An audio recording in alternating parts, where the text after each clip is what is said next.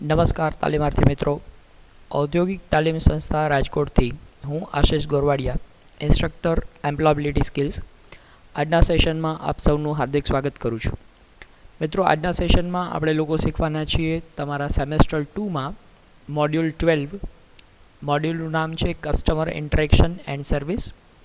એમાં ચેપ્ટર 2 એટલે કે મોડ્યુલ 12નું ચેપ્ટર નંબર 2 આપણે ભણી રહ્યા છીએ. ચેપ્ટરનું નામ છે પ્રોબિંગ ટુ અન્ડરસ્ટેન્ડ કસ્ટમર રિક્વાયરમેન્ટ. મતલબ કે જ્યારે ગ્રાહક તમારા શોપિંગ મોલ પર આવે અથવા તો તમારી દુકાન પર આવે અથવા તો ગ્રાહક છે એ શોરૂમમાં આવે ત્યારે ગ્રાહકની શું જરૂરિયાત છે એ સમજવા માટે એની સાથે જે કંઈ પણ પ્રકારની પ્રશ્નોત્તરી કરવામાં આવે છે, આ પ્રશ્નોત્તરીને પ્રોબિંગ તરીકે ઓળખવામાં આવે છે. તો પ્રોબિંગ એટલે કે ગ્રાહકની જરૂરિયાતને સમજવા માટે કરવામાં આવતી પ્રશ્નોત્તરી. તો મિત્રો, આ પ્રશ્નોત્તરી શું છે, કેવી રીતે થાય છે અને એનું મહત્ત્વ શું છે, આ આપણે આ ચેપ્ટરમાં ભણવાના છીએ. તો ચેપ્ટરનું ટાઇટલ છે પ્રોબિંગ ટુ અન્ડરસ્ટેન્ડ કસ્ટમર રિક્વાયરમેન્ટ, ગ્રાહકની જરૂરિયાત સમજવા માટે કરવામાં આવતી પ્રશ્નોત્તરી. તો આ પાઠમાં આપણે શું શીખવાના છીએ? આ પાઠમાં આપણે શીખવાના છીએ પ્રોબિંગ એટલે શું, પ્રોબિંગના અલગ અલગ પ્રકારો જોઈશું, ત્યારબાદ પ્રોબિંગનું શું મહત્ત્વ છે એના વિશેની વાત કરીશું અને પ્રોબિંગની ટેકનિક વિશે વાત કરીશું. તો આવો મિત્રો શરૂ કરીએ. સૌથી પહેલાં તો પ્રોબિંગ એટલે શું એના અર્થથી શરૂઆત કરીએ. તો ગ્રાહકની જરૂરિયાત પારખવા માટે અને યોગ્ય વસ્તુની પસંદગી કરવામાં મદદરૂપ થાય તેવા અસરકારક પ્રશ્નો પૂછવાની કળાને પ્રોબિંગ કહે છે. તો ગ્રાહક જ્યારે કોઈ વસ્તુ ખરીદવા માટે આવે ત્યારે ઘણી વખત એવું બનતું હોય છે કે ગ્રાહકને પોતાને શું જરૂરિયાત છે એના વિશેની ખબર નથી. તો એ ગ્રાહકની જરૂરિયાત વિશે આપણને ખબર પડી શકે, સેલ્સમેન તરીકે આપણે એની જરૂરિયાતને જાણી શકીએ, એના માટે એને મદદરૂપ થવા માટે જે કંઈ પણ પ્રશ્નો આપણે એને પૂછીએ છીએ, આ પ્રશ્નો પૂછવાની કળા એને પ્રોબિંગ તરીકે ઓળખવામાં આવશે. ઘણીવાર ગ્રાહક પોતાની જરૂરિયાત બાબતે સ્પષ્ટ હોતો નથી અથવા તો પોતાની જરૂરિયાતને સારી રીતે સમજી શકતો નથી કે પોતાની જરૂરિયાતને અભિવ્યક્ત કરી શકતો નથી. પોતાને શું જોઈએ છે અથવા તો પોતાની જરૂરિયાત કેવી છે એ પોતાને કદાચ ખબર નથી હોતી અથવા તો ખબર હોય તો એ જરૂરિયાત અભિવ્યક્ત કરી શકતો નથી. તો આવા સંજોગોમાં એ પ્રોબિંગથી આપણે એ ગ્રાહકની જરૂરિયાતને પારખી શકીશું. તો આવી સ્થિતિમાં પ્રોબિંગ એટલે કે ગ્રાહકની જરૂરિયાત પારખવા માટે કરવામાં આવતી પ્રશ્નોત્તરી તે ખૂબ જ અગત્યની બની જાય છે. તો ગ્રાહકની સાથે આ રીતે અલગ અલગ પ્રકારના પ્રશ્નો એને પૂછી અને એની શું જરૂરિયાત છે એ જરૂરિયાત વિશેની આપણને માહિતી મળી જાય, ત્યારબાદ એ ગ્રાહકને એ વસ્તુ ખરીદવા માટે આપણે મદદરૂપ થઈ શકીએ. તો એ ગ્રાહકની જરૂરિયાત શું છે, ગ્રાહકના મનમાં શું ચાલી રહ્યું છે એ સમજવા માટે જે પ્રશ્નોત્તરી કરવામાં આવે છે એને પ્રોબિંગ કહેવાય છે. તો ઇમ્પોર્ટન્સ ઓફ પ્રોબિંગ, આ પ્રોબિંગનું શું મહત્ત્વ છે, શા માટે આ પ્રકારની પ્રશ્નોત્તરી કરવી જોઈએ? તો પ્રોબિંગથી ગ્રાહકનો વિશ્વાસ જીતી શકાય છે. તમે જ્યારે ગ્રાહકને અલગ અલગ પ્રકારના પ્રશ્નો પૂછો છો તો ગ્રાહકને ખ્યાલ આવી જશે કે તમે ગ્રાહકની જરૂરિયાતને સમજી શકો છો, ગ્રાહક શું ખરીદવા માગે છે એના વિશે તમને ખ્યાલ આવી રહ્યો છે. આમ ગ્રાહકનો તમારા ઉપર વિશ્વાસ વધશે અને ગ્રાહક અને વેપારી વચ્ચેના સંબંધો ઘનિષ્ઠ બનશે. ત્યારબાદ પ્રોબિંગથી ગ્રાહકોની જરૂરિયાત સારી રીતે સમજી શકાય છે. પ્રોબિંગથી આપણે પ્રશ્નો પૂછ્યા તો આપણને ખબર પડી કે ગ્રાહક હકીકતે શું ખરીદવા માગે છે, એની કઈ જરૂરિયાતને સંતોષવા માગે છે. તો ગ્રાહકની જરૂરિયાતો વિશે આપણને સરળ સમજૂતી મળી જશે અને ત્યાર પછી આપણે એને એ જ પ્રકારની વસ્તુઓ બતાવીશું જેથી કરીને એને ખરીદીમાં મદદરૂપ થઈ શકીએ. ત્યારબાદ ગ્રાહકની જરૂરિયાત સમજીને તે મુજબના વિકલ્પો આપી શકાય છે. હવે ગ્રાહકની જરૂરિયાત વિશે આપણને ખબર પડી ગઈ તો ગ્રાહકને જે વસ્તુની જરૂરિયાત છે એવા જ પ્રકારની વસ્તુઓ આપણે એને ઓફર કરી શકશું, એને વિકલ્પો આપી શકીશું. ગ્રાહકની સુવિધા અને અનુકૂળતામાં વધારો કરી શકાય છે. પ્રોબિંગથી આપણે ગ્રાહકની સુવિધામાં વધારો કરી શકીએ. ગ્રાહકને જે વસ્તુ ખરીદવી છે એ વસ્તુ ખરીદવા માટે આપણે અનુકૂળ બની શકીએ અને એને જે અનુકૂળ હોય એવા પ્રકારની વસ્તુઓ આપણે એને બતાવી શકીએ. વેપારી ગ્રાહકની સંતુષ્ટિમાં વધારો કરી શકે છે. તો આમ એને જે જરૂરિયાતની હશે એવા પ્રકારની વસ્તુઓ તમે એને ઓફર કરશો તો એનાથી શું થશે તો કે ગ્રાહક છે વધારે સંતુષ્ટ બનશે. આ ઉપરાંત અજાણ્યા જેની જરૂરિયાતો સ્પષ્ટ ન હોય તેવા અને દ્વિધા અનુભવતા જે ગ્રાહકો છે, જે કન્ફ્યુઝ હોય કે મારે શું ખરીદવું જોઈએ એ મને ખબર નથી પડતી, આવા પ્રકારના ગ્રાહકો છે એને પ્રોબિંગ દ્વારા તમે એના દિમાગમાં શું ચાલી રહ્યું છે એના વિશેના પ્રશ્નો પૂછી અને જાણી શકો અને એની જે જરૂરિયાત છે એ જરૂરિયાત પ્રમાણેની વસ્તુ તમે એને આપી શકો. ગ્રાહકની અપ્રગટ જરૂરિયાતોને બહાર લાવી શકાય છે. અમુક વખત એવું બનતું હોય કે ગ્રાહકની વાસ્તવિકતા શું છે, વાસ્તવિકતામાં એને શું જરૂર છે એ કહી શકતો ન હોય અથવા તો એને ખબર ન હોય, તો આવા સંજોગોમાં તમે ગ્રાહકને આ પ્રોબિંગથી પ્રશ્નો પૂછી એની જે જરૂરિયાત છે એ જરૂરિયાતને બહાર લઈ આવી શકો છો અને ત્યારબાદ એના પ્રમાણેની વસ્તુ તમે એને આપી શકો છો. ગ્રાહકની રુચિ કે વલણને બરાબર સમજી શકાય છે અને તે મુજબની વસ્તુ તેને ઓફર કરી શકાય છે.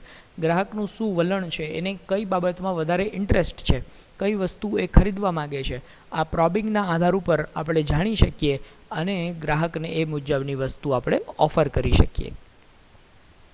ત્યારબાદ હવે વાત કરીએ ટાઈપ્સ ઓફ પ્રોબિંગ ક્વેશ્ચન્સ. પ્રોબિંગ માટે જે પ્રશ્નો પૂછવામાં આવે છે એ કયા પ્રકારના પ્રશ્નો હોઈ શકે એના વિશેની વાત આપણે અહીંયા સમજીએ. તો ગ્રાહકની જરૂરિયાત સમજવા માટે પૂછવામાં આવતા જે પ્રોબિંગ પ્રશ્નો છે, આ પ્રશ્નો મુખ્યત્વે બે પ્રકારના પ્રશ્નો હોઈ શકે. એક છે ક્લોઝ એન્ડેડ ક્વેશ્ચન્સ અને બીજું છે ઓપન એન્ડેડ ક્વેશ્ચન્સ. તો આવો મિત્રો સમજીએ ક્લોઝ એન્ડેડ ક્વેશ્ચન કોને કહેવાય અને ઓપન એન્ડેડ ક્વેશ્ચન્સ કોને કહેવાય. પહેલાં વાત કરીએ છીએ ક્લોઝ એન્ડેડ ક્વેશ્ચન્સ.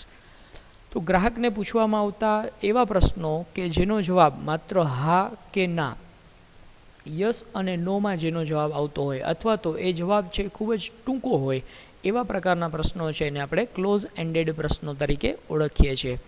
ઉદાહરણ તરીકે આપણે જોઈએ તો do you like our product? તમને અમારી પ્રોડક્ટ ગમી, અમારી પ્રોડક્ટ પસંદ આવી? તો આનો જવાબ શું હોઈ શકે? કાં તો એ ગ્રાહક હા પાડી શકે ને કાં તો ના પાડી શકે. તો આ પ્રકારના પ્રશ્નોનો જવાબ હા કે નામાં જ આવી શકે. તો આને ક્લોઝ એન્ડેડ પ્રશ્ન તરીકે ઓળખવામાં આવે છે.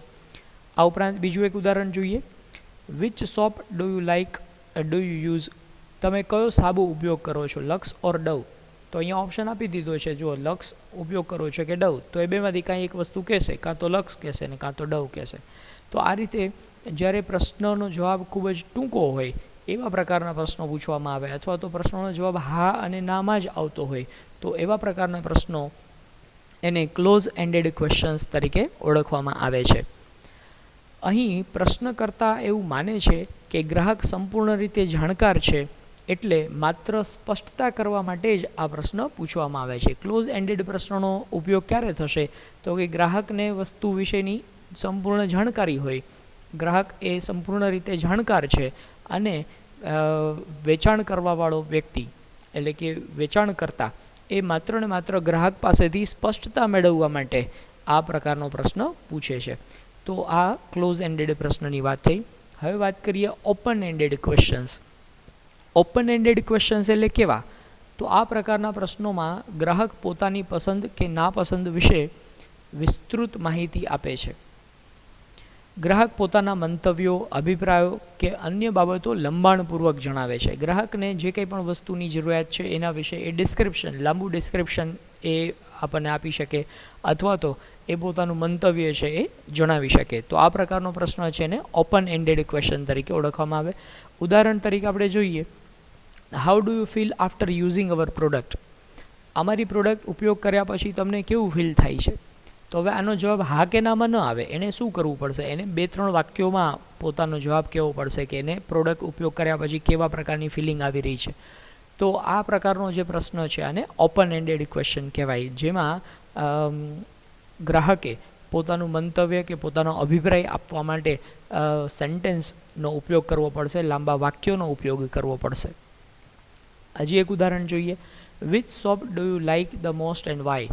કયો સાબુ તમને વધારે પસંદ છે અને શા માટે? હવે સાબુ કયો પસંદ છે એનો જવાબ તો એક જ શબ્દમાં આવશે, પણ શા માટે એ સાબુ પસંદ છે તો એને સાબુના અલગ અલગ પ્રકારના લક્ષણો કહેવા પડશે અને આ રીતે એણે ઓપન એન્ડેડ એટલે કે લંબાણપૂર્વક જવાબ આપવાનો રહેશે. તો આ પ્રકારના પ્રશ્નો ગ્રાહકોની જરૂરિયાતોને સમજવા માટે વધુ મદદરૂપ થઈ શકે છે. તો ઓપન એન્ડેડ ક્વેશ્ચનથી ગ્રાહકના મનમાં જે કંઈ પણ હશે એ તમે જાણી શકશો અને એના આધાર ઉપર ગ્રાહકની જરૂરિયાત સમજીને તમે એને એ પ્રકારની વસ્તુ ઓફર કરી શકશો. તો ઓપન એન્ડેડ ક્વેશ્ચન છે એ ગ્રાહકોને વધારે સારી રીતે સમજવા માટે ઉપયોગમાં આવતા હોય છે. ત્યારબાદ આપણે વાત કરીએ પ્રોબિંગ સ્કિલ્સ. હવે પ્રોબિંગ એટલે કે પ્રશ્નોત્તરી કરવાની વાત છે અહીંયા. તો પ્રશ્નોત્તરી એટલે જેમ મન ફાવે એવા પ્રકારના પ્રશ્નો તમે પૂછશો તો ગ્રાહક છે એ તમારાથી કદાચ ચીડાઈ જાય, એવું ન બનવું જોઈએ. તો પ્રોબિંગ સ્કિલમાં તમારે અહીંયા અમુક પ્રકારની આવડતો કેળવવાની છે. એઝ અ સેલ્સમેન જ્યારે તમે કામ કરતા હોય ત્યારે તમારે અલગ અલગ પ્રકારની આવડતો કેળવવાની છે કે જે આવડતોના હિસાબે તમે સારું પ્રોબિંગ કરી શકો. તો એમાં સૌથી પહેલું છે એક્ટિવ લિસનિંગ. એક્ટિવ લિસનિંગ એટલે શું? તો કે અસરકારક શ્રવણ. અસરકારક શ્રવણ એટલે શું? તો કે ગ્રાહકની જરૂરિયાત છે એને બરાબર રીતે તમે સાંભળો. ગ્રાહક શું કહેવા માગે છે, એ કઈ વાત ઉપર વધારે ભાર મૂકી રહ્યો છે. તો જો તમે ગ્રાહકને અસરકારક રીતે સાંભળશો તો તમને ખબર પડશે કે ગ્રાહક હકીકતે કયા પ્રકારની સમસ્યા અનુભવી રહ્યો છે, એ સમસ્યાના નિરાકરણ માટે આપણે એને કયા પ્રકારની વસ્તુ આપવી જોઈએ. તો સૌથી પહેલું સેલ્સમેન તરીકે તમારી અંદર એક્ટિવ લિસનિંગ એટલે કે અસરકારક શ્રવણની સ્કિલ હોવી જોઈએ. આ ઉપરાંત એમ્પથી. એમ્પથી એટલે સહાનુભૂતિ. ગ્રાહકની સાથે તમારે સહાનુભૂતિ દર્શાવવાની છે. ગ્રાહકને જે પ્રકારની સમસ્યા છે એ સમસ્યાને તમે સમજો છો અને એ સમસ્યાનું નિરાકરણ કરવા માટે તમે તત્પર છો.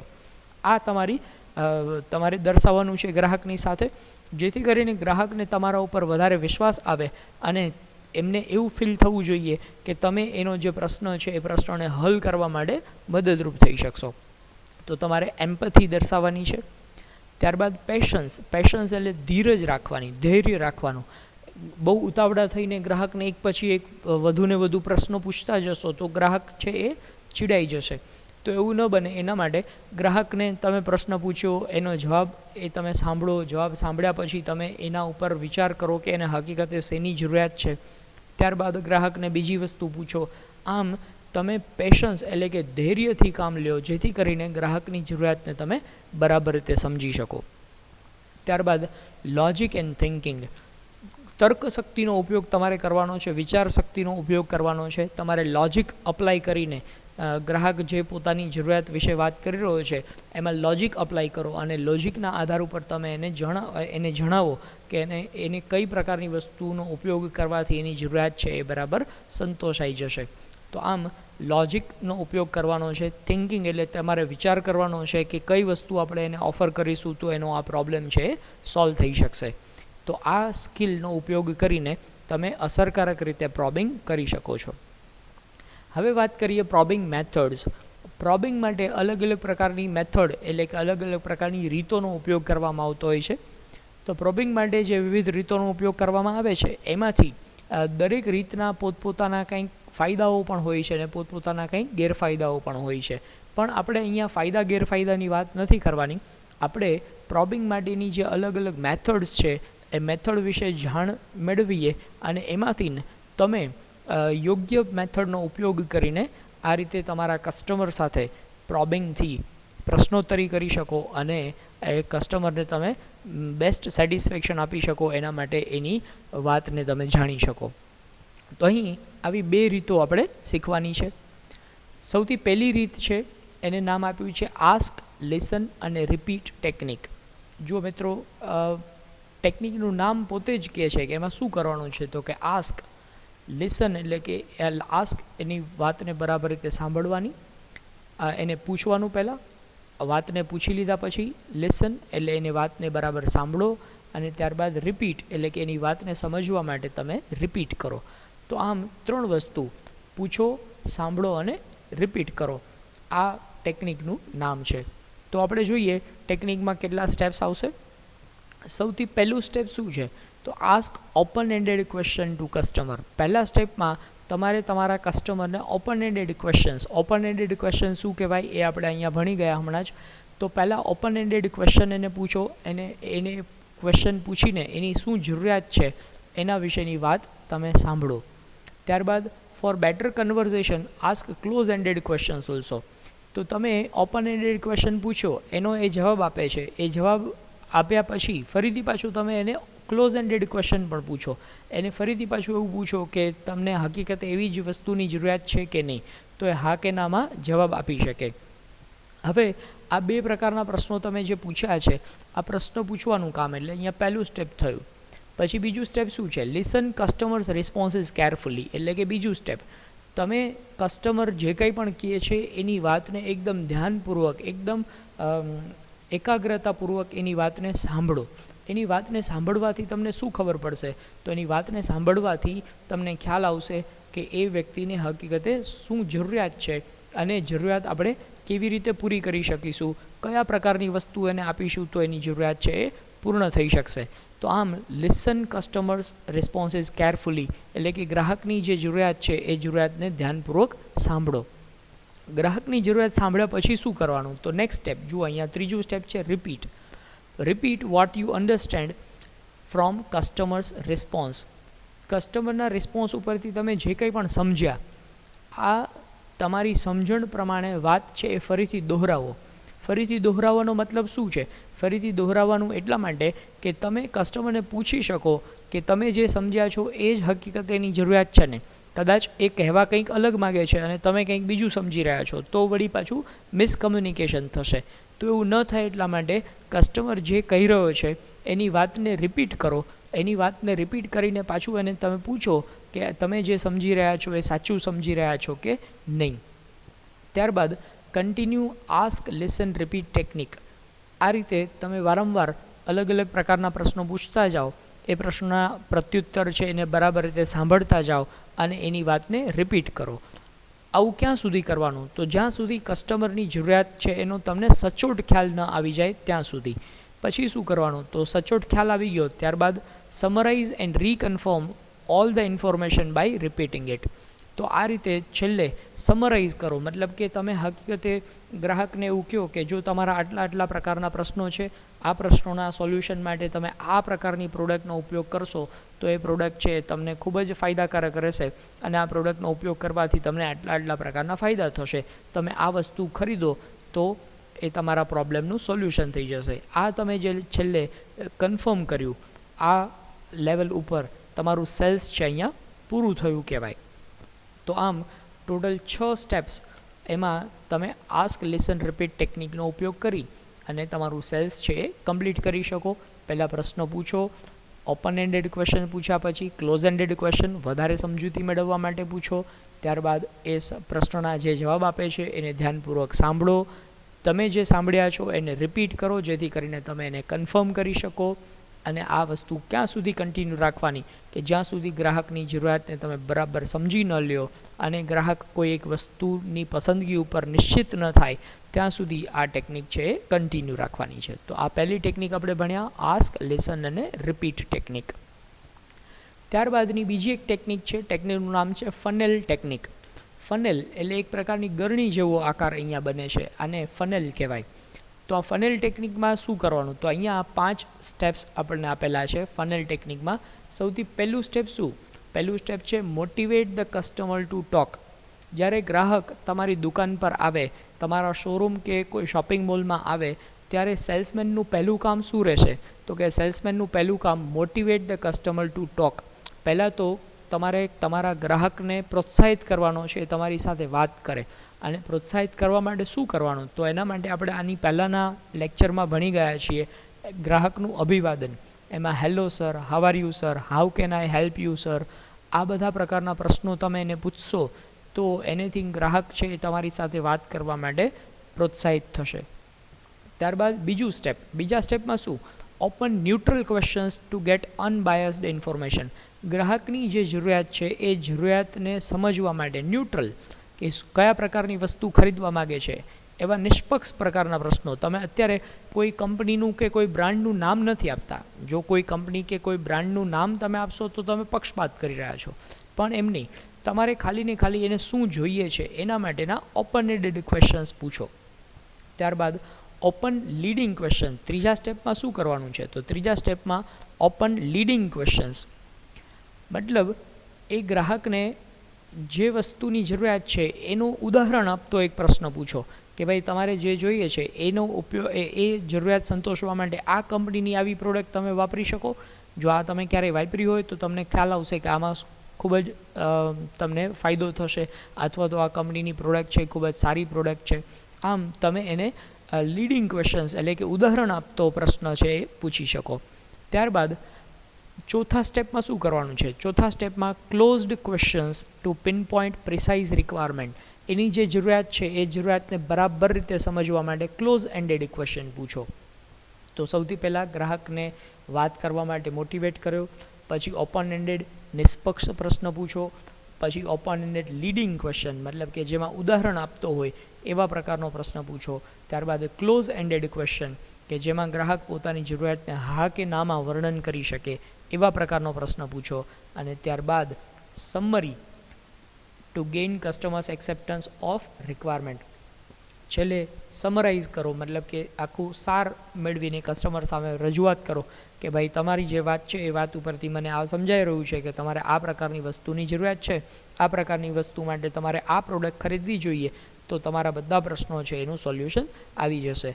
તો આમ કસ્ટમરની જે નીડ છે એના વિશેની તમને માહિતી મળી જાય. આ પ્રકારની વસ્તુ એને ઓફર કરો અને તમે વસ્તુનું વેચાણ પૂરું કરી શકો.